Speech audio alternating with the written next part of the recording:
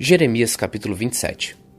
Logo depois que Zedequias, filho de Josias, se tornou rei de Judá, o Senhor Deus me mandou fazer uma carga de madeira com tiras de couro e colocar no pescoço. E Deus me disse que mandasse uma mensagem aos reis de Edom, Moabe, Amon, Tiro e Sidom, por meio dos seus embaixadores que tinham vindo a Jerusalém para se encontrar com o rei Zedequias. O Senhor Todo-Poderoso, Deus de Israel, me mandou dizer aos embaixadores que desse aos seus reis a seguinte mensagem de Deus: Eu, com o meu grande poder e com a minha força, criei o mundo, os seres humanos e todos os animais que vivem na terra, e posso dá-los a quem eu quiser. Fui eu que dei todas estas nações ao meu servo, o rei Nabucodonosor da Babilônia, e fiz com que até os animais selvagens trabalhassem para ele. Todas as nações serão dominadas por ele, pelo seu filho e pelo seu neto, até chegar a hora em que a própria nação dele vai cair. Então a Babilônia será dominada por muitas nações e por reis poderosos. Mas se alguma nação ou reino não quiser servir ao rei da Babilônia, nem obedecer ao seu governo, então eu castigarei com guerra, fome e doença, e no fim deixarei que Nabucodonosor acabe com aquela nação. Sou eu, o Senhor, quem está falando. Não deem atenção aos seus profetas, nem a qualquer um que diga que pode adivinhar o futuro, seja por sonhos, por invocação dos espíritos dos mortos ou por feitiçaria. Todos eles dizem que vocês não devem se entregar ao rei da Babilônia. Eles os estão enganando e farão com que vocês sejam expulsos da sua pátria, levados para longe e destruídos. Mas a nação que obedecer ao governo do rei da Babilônia e o servir, eu deixarei que fique na sua própria terra para cultivá-la e morar nela. Eu, Senhor, falei. Eu disse a mesma coisa para o rei Zedequias de Judá. Entregue-se ao rei da Babilônia, sirva a ele e ao seu povo, e o Senhor viverá. Por que é que o Senhor e o seu povo haveriam de morrer na guerra, ou de fome, ou de doença? Pois é isso que o Senhor Deus disse, que acontecerá com qualquer nação que não servir ao rei da Babilônia. Não deem atenção aos profetas que dizem que vocês não devem servir ao rei da Babilônia. Eles estão enganando vocês. O Senhor Deus mesmo disse que não enviou esses profetas e que eles estão mentindo em nome dele. O resultado será este: ele expulsará vocês, e vocês e os profetas que estão contando essas mentiras morrerão. Então eu contei aos sacerdotes e ao povo que o Senhor Deus tinha dito o seguinte: Não deem atenção aos profetas que dizem que logo os tesouros do templo serão trazidos de volta da Babilônia. É mentira. Não os escutem. Sirvam ao rei da Babilônia e assim vocês viverão. Por que fazer com que esta cidade vire um montão de ruínas? Se eles são realmente profetas e se têm a minha mensagem, então peçam a mim, o Senhor Todo-Poderoso, que não permita que os tesouros que forem deixados no templo e no palácio real de Jerusalém sejam levados para a Babilônia. Quando o rei Nabucodonosor levou o rei de Judá, que era Joaquim, filho de Joaquim, e também as pessoas importantes de Judá e de Jerusalém para a Babilônia, ele deixou as colunas, a bacia, os suportes e alguns outros tesouros do templo. Prestem atenção no que eu, o Senhor Todo-Poderoso, o Deus de Israel, estou dizendo a respeito dos tesouros que foram deixados no templo e no palácio real de Jerusalém. Estes tesouros serão levados para a Babilônia e ficarão ali até que eu volte a pensar neles. Então eu os trarei de volta e os devolverei a este lugar. Eu, o Senhor, falei.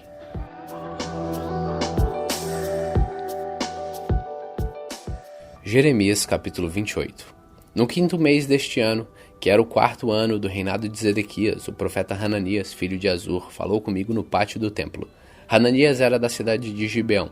Ele me disse, na presença dos sacerdotes e do povo, que o Senhor Todo-Poderoso, Deus de Israel, tinha dito o seguinte: Eu acabei com o poder do rei da Babilônia.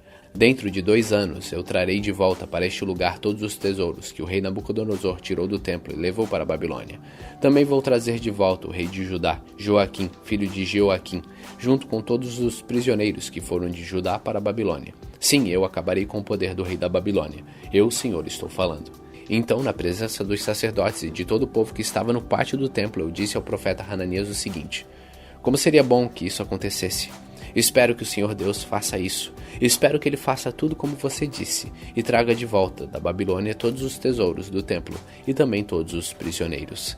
Mas escute o que eu vou dizer a você e ao povo. Os profetas que falaram há muito tempo, antes mesmo do meu tempo e do seu, disseram que viria guerra, fome e doença para muitas nações e poderosos reinos. Mas o profeta que profetiza a paz só pode ser aceito como profeta mandado por Deus, quando as palavras dele se cumprem. Aí Hananias tirou a canga que estava no meu pescoço, quebrou-a em pedaços e na presença de todo o povo disse o seguinte: O Senhor Deus disse que é assim que ele vai quebrar a canga que o rei Nabucodonosor pôs no pescoço de todas as nações. Ele fará isso dentro de 2 anos. Então fui embora. Algum tempo depois de Hananias ter quebrado a canga que estava no meu pescoço, o Senhor me mandou dizer o seguinte a Hananias.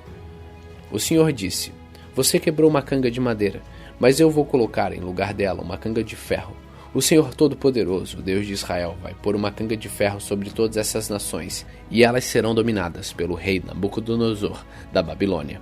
Ele vai fazer com que até os animais selvagens trabalhem para Nabucodonosor. E eu continuei. Escute bem, Hananias. O Senhor Deus não o enviou. Você está fazendo esse povo acreditar em mentiras. Por isso o Senhor disse que vai se livrar de você. Você vai morrer ainda este ano, pois disse ao povo que se revoltasse contra o Senhor. E o profeta Hananias morreu no 7º mês daquele ano.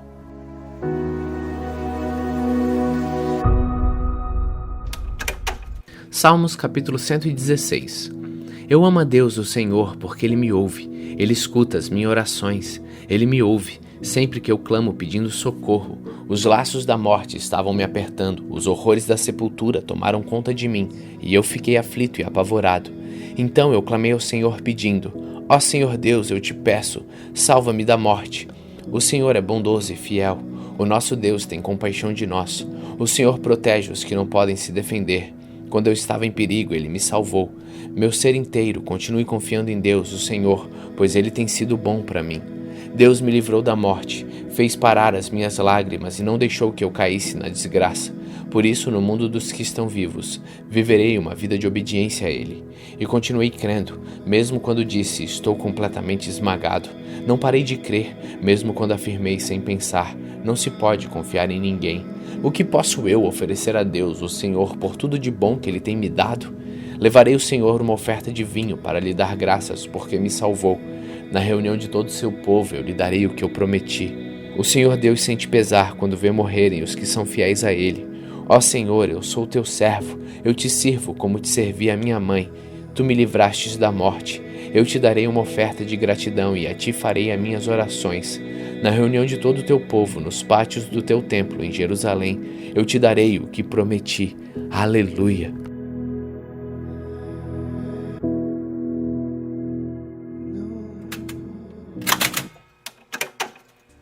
Primeira Coríntios capítulo 7. Agora vou tratar dos assuntos a respeito dos quais vocês me escreveram. Vocês dizem que o homem faz bem em não casar.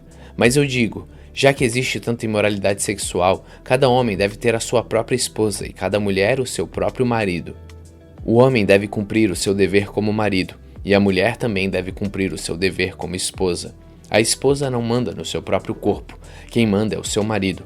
Assim também o marido não manda no seu próprio corpo, quem manda é a sua esposa. Que os dois não se neguem um ao outro, a não ser que concordem em não ter relações por algum tempo, a fim de se dedicar à oração. Mas depois devem voltar a ter relações, a fim de não caírem nas tentações de Satanás, por não poderem se dominar. Não digo isso como uma ordem, mas como uma sugestão. Realmente eu gostaria que todos fossem como eu, porém cada um tem o dom que Deus lhe deu. Um tem este dom e outro aquele. Aos solteiros e às viúvas eu digo que seria melhor que eles ficassem sem se casar, como eu. Mas se vocês não podem dominar o desejo sexual, então casem, pois é melhor casar do que ficar queimando de desejo. Para os que já estão casados tem um mandamento, que não é meu, mas do Senhor, que a mulher não se separe do seu marido. Porém, se ela se separar, que não se case de novo, ou então faça as pazes com o marido, e que o homem não se divorcie da sua esposa. Aos outros digo eu mesmo, e não o Senhor. Se um homem cristão é casado com uma mulher que não é cristã, e ela concorda em continuar vivendo com ele, que ele não se divorcie dela. E se uma mulher cristã é casada com um homem que não é cristão, e ele concorda em continuar vivendo com ela, que ela não se divorcie dele, pois Deus aceita o homem que não é cristão por ele estar unido com a sua esposa cristã, e aceita a mulher que não é cristã por ela estar unida com seu marido cristão. Se não fosse assim, os filhos deles não pertenceriam a Deus, mas sendo assim, eles pertencem. Porém, se o marido não cristão ou a esposa não cristã quiser o divórcio, então que se divorcie.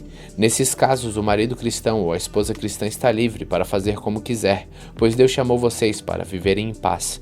Esposa cristã, como é que você pode ter certeza de que não vai salvar o seu marido? E você, marido cristão, como é que pode ter certeza que não vai salvar a sua esposa?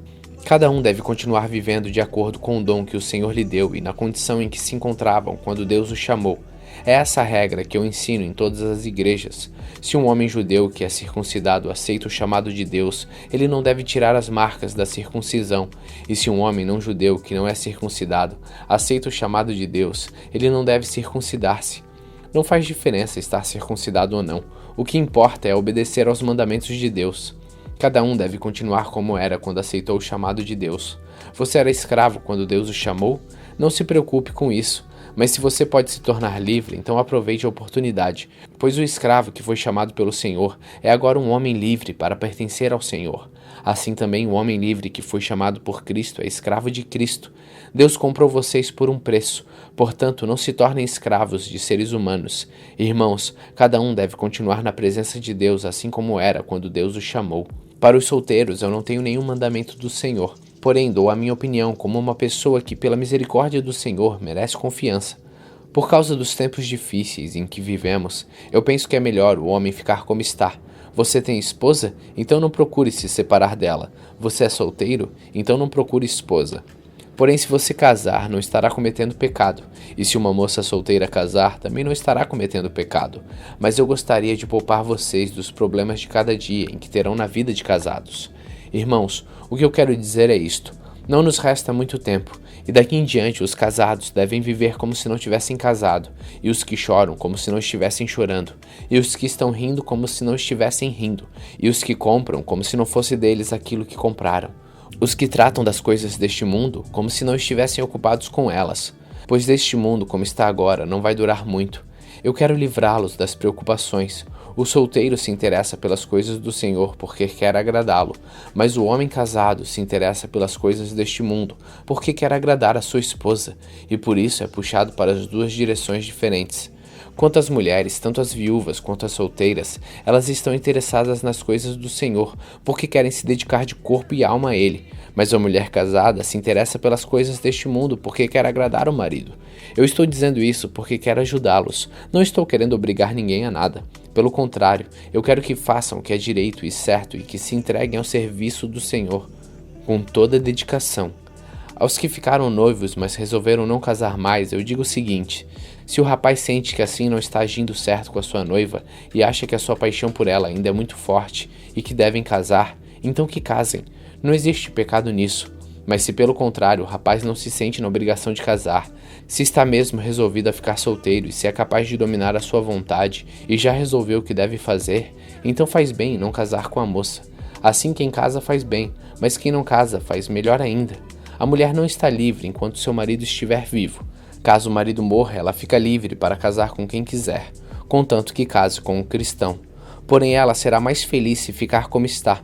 Essa é a minha opinião, e eu acho também que tem o Espírito de Deus.